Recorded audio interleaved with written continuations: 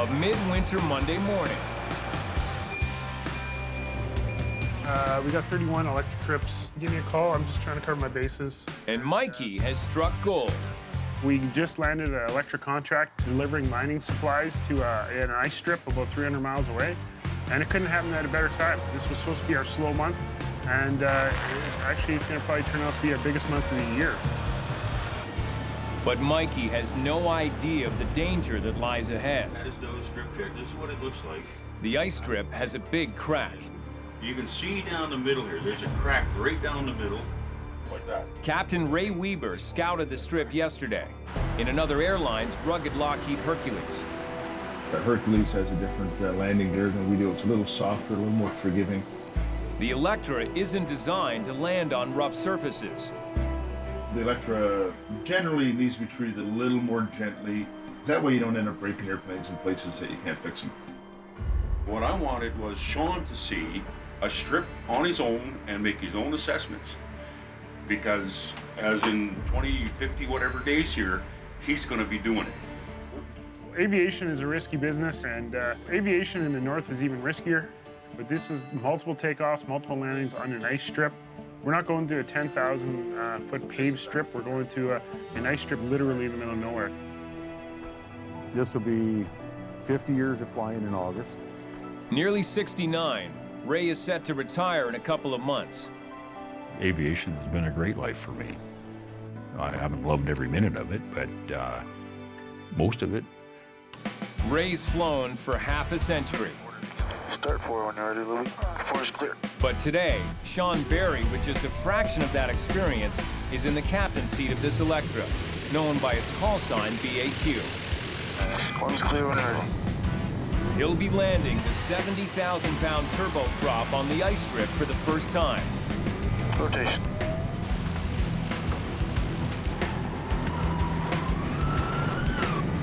And we're on the roll here at 8 o'clock sharp. Away we go. Joining mechanic Adam Smith and flight engineer Luby Lobos is DC-4 co-pilot Graham Ferguson. Officially, I was like load master. I was kind of just riding along, helping them out. You know, I was just sitting in the back and sort of paying attention to what they're all doing, because it's another part of the reason why I go along is to learn some stuff. Graham is about to learn more than he ever imagined. In fact, this crew is about to be tested like never before. Buffalo 1105, clear takeoff, runway 28. 1105, clear takeoff, 28. We're on a roll at 06. Check.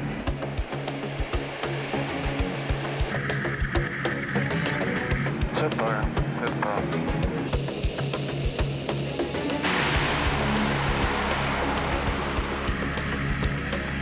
80 knots. Check. E1. Rotate. With positive ring. Sure.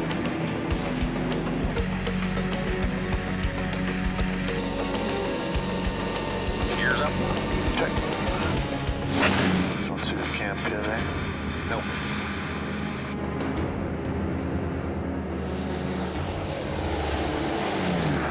I think I see it there now. It's just off to 1 o'clock there. They don't have a great deal of maintenance equipment here to look after the runways. Flap 78, please. Speed checks, flaps are traveling. Gear down, landing checks. Okay, gear down. That's Buffalo 1105, turning final, officially. Still moving, is it? Yep. There, now it's stable. Landing gear. Down, 3 green. Confirm. But before they land, Take her just a little bit to your right, Sean. And then you'll be able to see the whole goddamn strip. Ray decides to circle over the strip for a quick look. You can see the polish markings there set on his head. Yep, that's the part to try and stay off if you can. Nose wheel should be left of that polished area. Yep. Now that he sees the dangers, it's up to Sean, the rookie captain, to land the plane safely. 50, 40, threshold 30, 20, 10,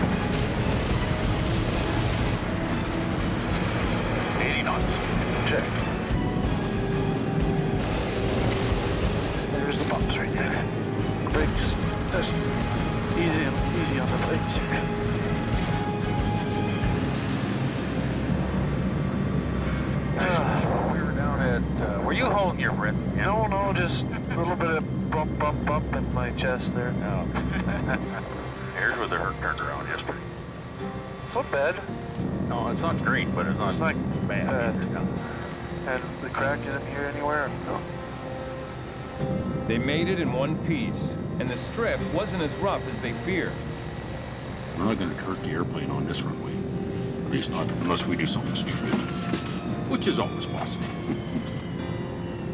But Ray doesn't realize that the rough strip may have already taken a toll on the landing gear, and he'll find out soon enough.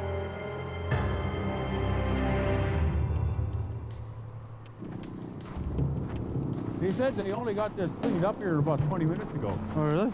Ray and Sean get a better look at the ice strip. Seems a lot closer when you crack. No big obvious cracks or anything on the ramp, so that's good. Stays cold, it'll be fine. Yeah. It looks actually pretty good now. Yeah. The cracks are all, they've scoured it here and they flooded it and it looks pretty good. Well, I think we're just about ready to go home. Yep. And we'll be back again in 3 hours. And Goose Lake, Buffalo 1105 is taxi and takeoff. Copy that. Everybody's ready?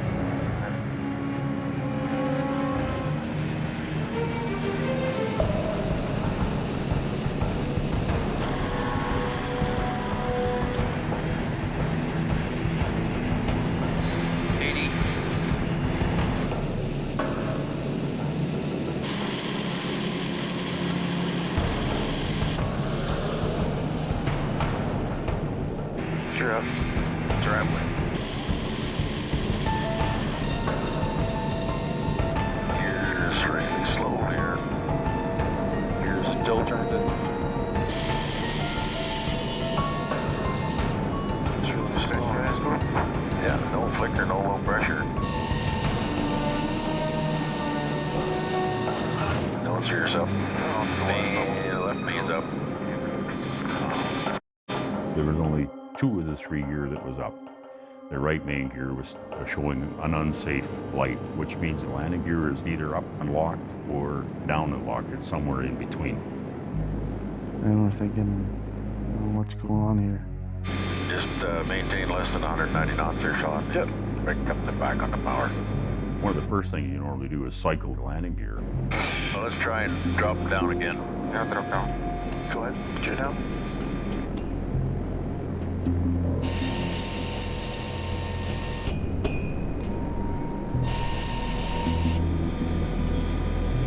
Is it coming down at all, or?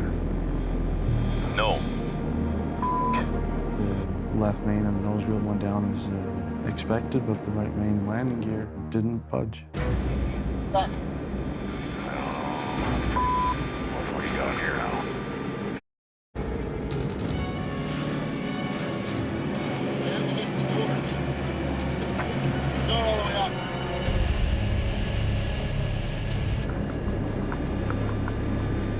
Start. It's not completely closed.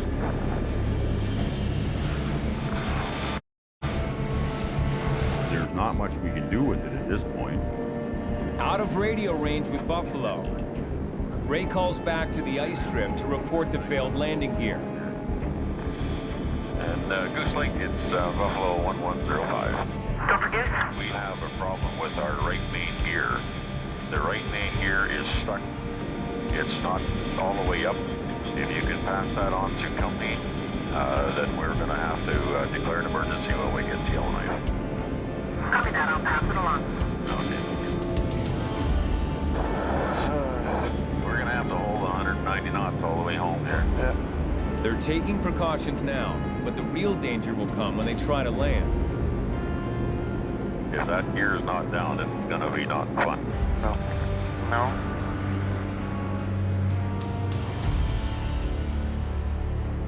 So when she radioed us back, she said that he had a gear stuck up. Buffalo's received a confusing message from Goose Lake. I just phoned and asked her whether there's a guy. Hi, Jessica. It's Bonnie calling you back from Buffalo Airways. Can you repeat those exact words that they called in? Okay. So they said it wasn't coming all the way up. The gear wasn't coming all the way up. Okay, Jessica, thank you. Right main gear is stuck and it's not coming all the way up. That is what they radioed and told us to tell. Well, I'd like to actually talk to him. Find out what's going on. As soon as you get in contact with them, we'll just let Chuck talk to the crew and go through the sequence that we have to do. BAQ, this is company.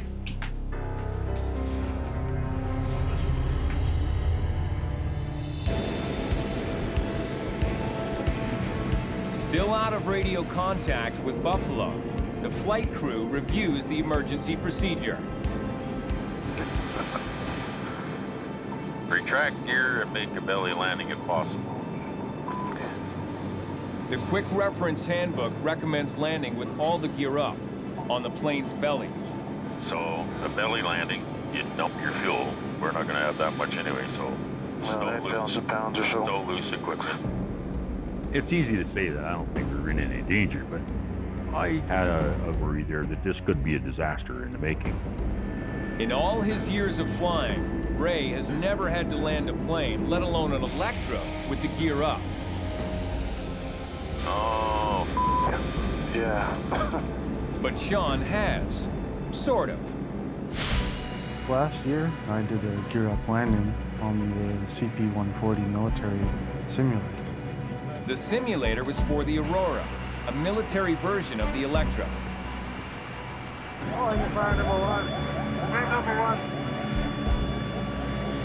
When I landed the CP-140, all the gear were up, total belly landing.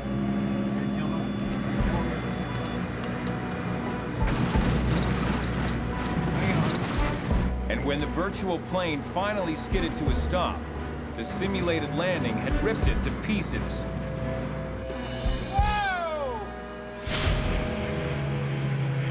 landing gear retract speed books from the reference manual. I thought about it in my mind as we're coming in, you know. I did this in the simulator, but how is it going to be the same? Cabin depressurize, all fuel pumps off, flap 78 after crossing threshold, power levers idle. Is it going to be the same? Is it going to be different? Is everything going to be okay, you know?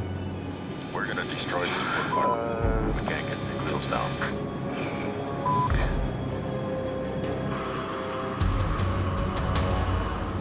Every pilot has gone through some sort of emergency.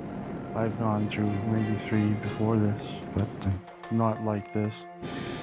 One thing we can try, Sean, is to bounce the airplane with the gear down, like a good solid thump on the left main gear to maybe shake the loose. We have to get a good firm smack down. Hopefully you shake it loose. If not, landing with an unsafe gear is going to be where we go. But is Sean ready and willing to attempt this dangerous maneuver? Do you want to do this? Or do you want to trade seats, or what do you want to do here? I hesitated. I was trying to think of it, like, do I want to do this? And he looked at me, and I could see right away that he wasn't comfortable. We'll get Graham to sit in the right seat, and then you and I'll trade here. Okay. Basically, it came down to Ray's experience and Ray's knowledge. When you got that much experience sitting next to you, that's the guy you want flying the plane. In the courier seats behind the cockpit, Graham studies the Electra manual for the emergency procedure. The nose wheel steering on the aircraft is only on the captain's side, and that's a key control surface there when you're doing a landing. So they needed to switch seats. For Ray and Sean to switch seats in flight, another pilot has to take control of the plane. Next thing you know, Ray's there, he's like, we're gonna switch seats. We need you to just step in for a couple of minutes. A couple of minutes is the extent of Graham's prior experience flying the Electra.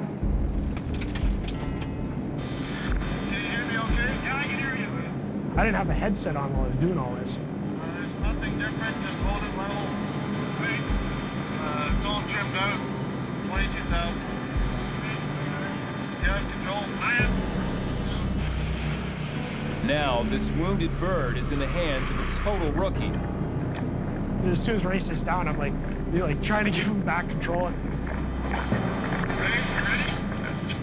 Still adjusting all the seatbelts and stuff. I'm like, all right, I guess I still have it. I get my shoulder straps done up here.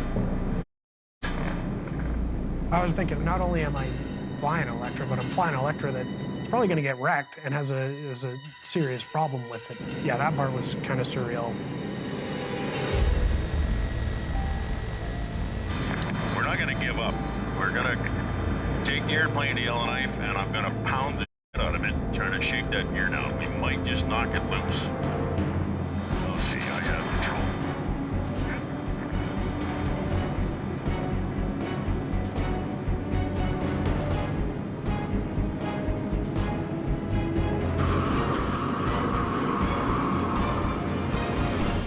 BAQ, this is company. At Buffalo, Joe, Chuck, and Mikey are still in the dark and desperate for word. BAQ, this is company.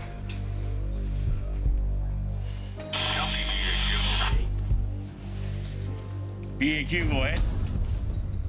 Okay, we're inbound, and we're about 40 minutes, 45 minutes out.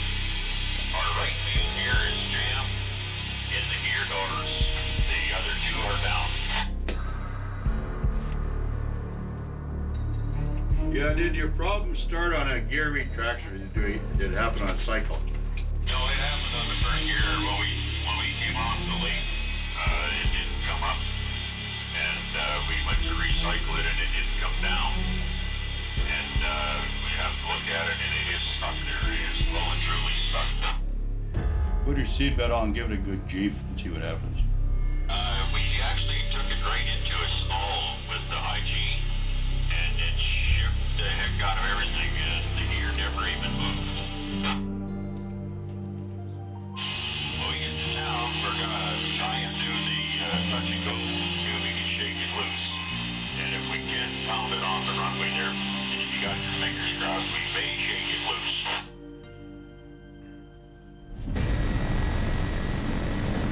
Ray will have to bring the Electra down hard and fast and then take off as soon as he hits the runway.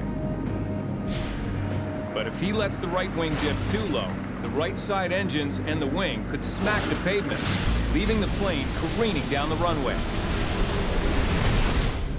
Those two props on the right-hand side are not protected by a landing gear anymore. And if you let them contact the ground when they're producing power, they will come apart, probably rupturing a hull, quite likely severing controls. The fate of the plane and the souls on board is in Ray's hands. This is gonna be not fun. Company, it's BAQ. We're just about turning final for first touch and go. Copy. Thanks. Good luck. Yellowknife Tower, it's Buffalo 1105. BAQ circles overhead. Buffalo 1105, go ahead. We'd like to do touch and goes on our one good main and a left-hand circuit, and see if that helps anything at your convenience. Buffalo 1105, you're clear runway 34.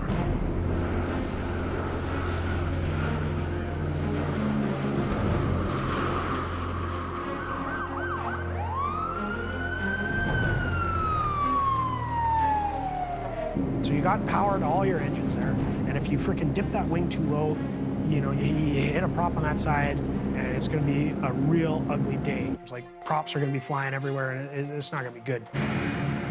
Landing check. Landing gear. 2 green. 2 green.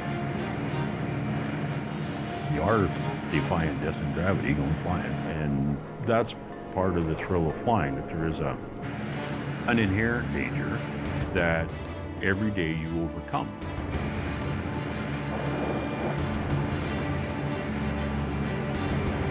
Okay, here we go. Everybody's ready? Everybody's ready. Buffalo 1105 rolling out on final for touch and go 34. Buffalo 1105, clear for 34. The airplane looked kind of odd because you could see it, the one landing gear stuck up.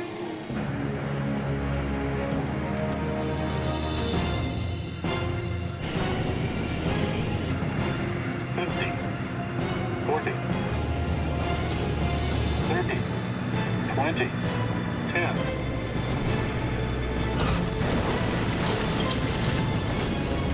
Max power.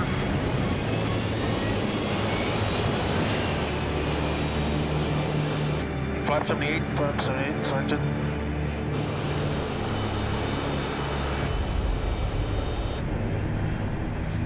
I don't really think that did anything, did it? No. They have just enough fuel for another attempt. Round one more time. This time, Ray will slam the plane down even harder. Yellowknife Tower, it's Buffalo 1105 across the left-hand circuit to try a second touch and go. Buffalo 1105, proceed at your discretion. And flaps 100. Flaps 100 selected, traveling. And here we go.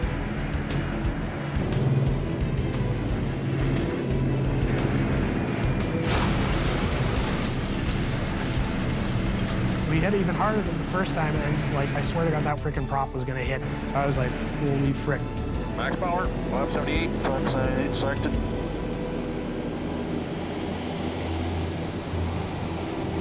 Hey, Yellowknife Tower, Buffalo 1105. None of this works. Yeah, BAQ company.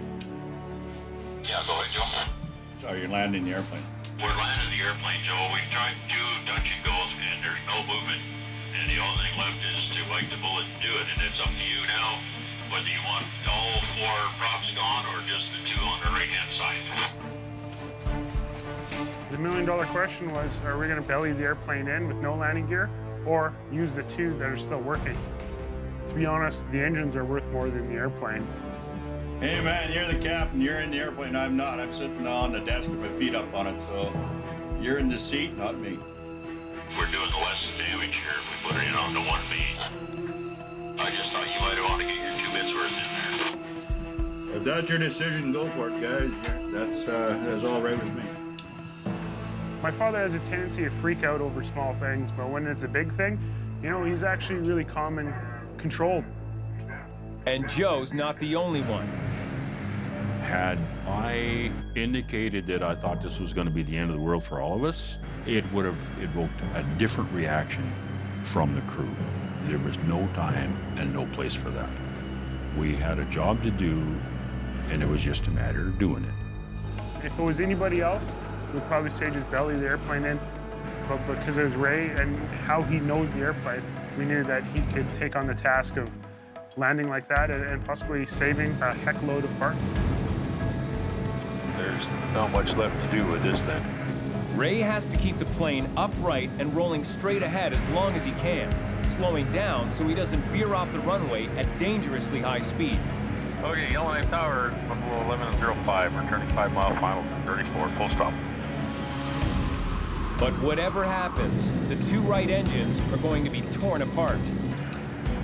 The crew will have just seconds to pull the emergency handles to shut down fuel to all 4 engines, preventing a fire.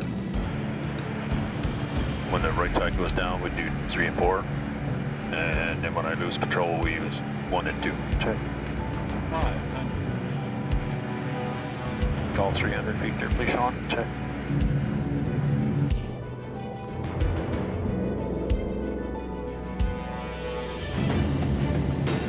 There's 300 feet.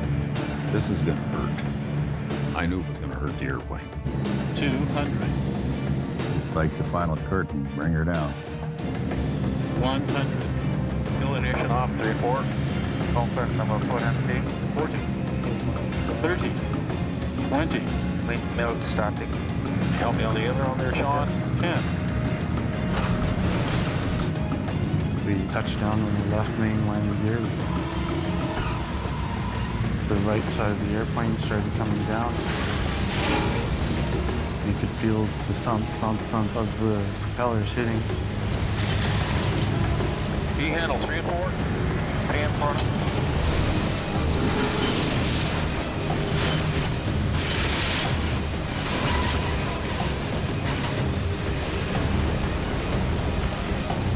One and 2. 1 and 2.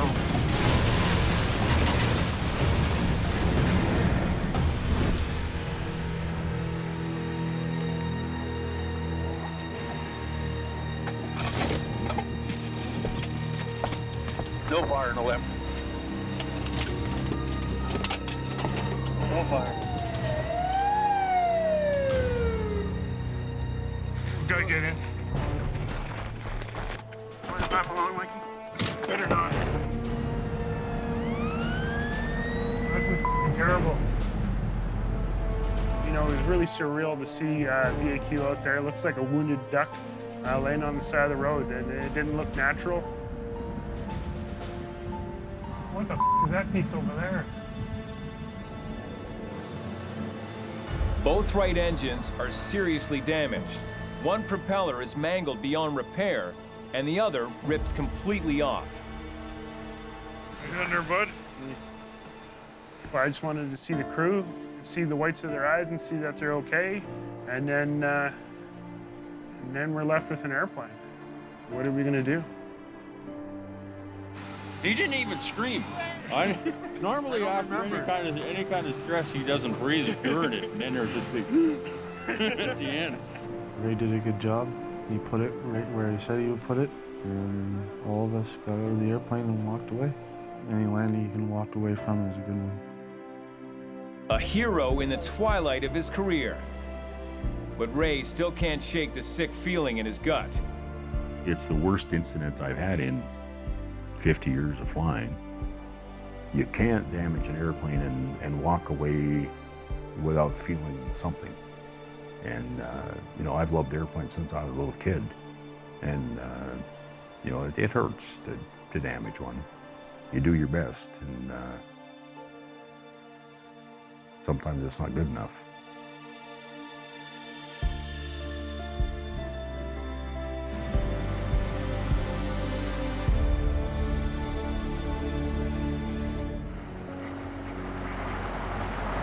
It's been a hell of a Monday. Now, the crew from Buffalo Flight 1105 returns to the hangar in a van instead of their plane. They followed procedure. They followed what they were trained to do, and it was like a textbook landing in the end. I'll meet you here. That's all I'm glad about, boys.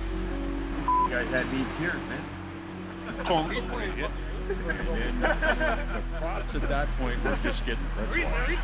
And then I couldn't hold it anymore, and she went off the runway. Actually, we weren't going very fast. If I hadn't had my seatbelt on, I wouldn't have been thrown out of my chair. It was gentle as hell. Okay, let's go. Let's get that thing out of there. We got the whole airport closed down. We're all in here jacking off. Come on, let's go.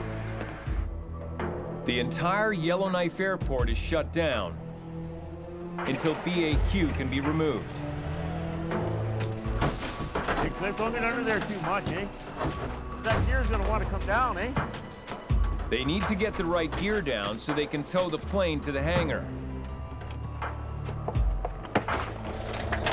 But prying the gear doors open is proving difficult. It's all jammed up in there, man. So Chuck comes up with a new idea.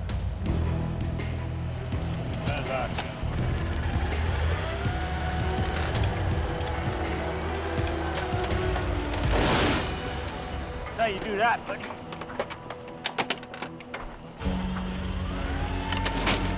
But the gear is still stuck. That gear's jammed up in there. We're not gonna get it down. We don't know what's open, but it might be just the shortage of hydraulics or equipment. Everybody's curious to see what's underneath those doors and take a look. As a pilot, you have to have faith in the airplane, faith in your maintenance, and faith in yourself. If I look after my airplane, it'll look after me. In this case, we hurt the airplane. It's just not to be done. A lot of time in that airplane. A lot of good time. Well, it's a damn good airplane. You see it laying there is Pretty sad. you hate to hurt a friend.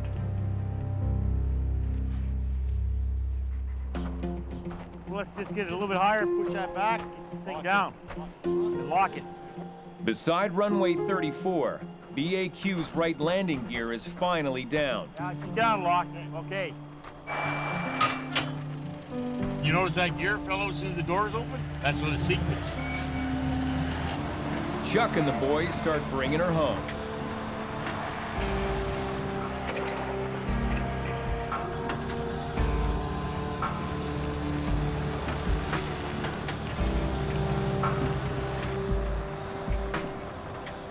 Flight engineer Luby can barely look at his mangled baby.